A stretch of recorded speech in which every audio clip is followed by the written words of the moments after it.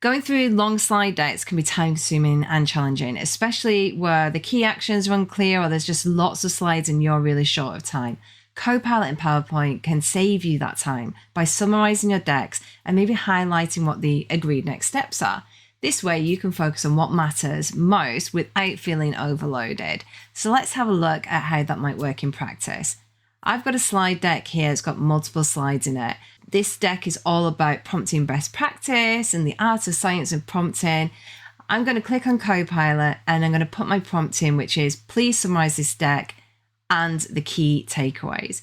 Copilot quickly runs through the deck, pulls together that summary for me and a bulleted list of takeaways. If I scroll to the top here, you can see I've got a quick summary. This deck provides a comprehensive guide on how to effectively use prompts with M365, covering various aspects of prompt engineering, including best practice.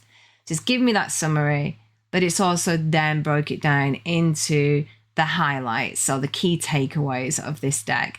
And if I click on any of the numbers next to each of those bullet points, it will take me to the part of the deck that is referencing that.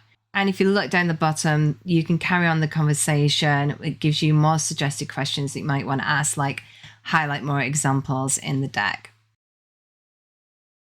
Well, I hope you found that useful. And if you did, don't forget to check out our next tip. Until next time.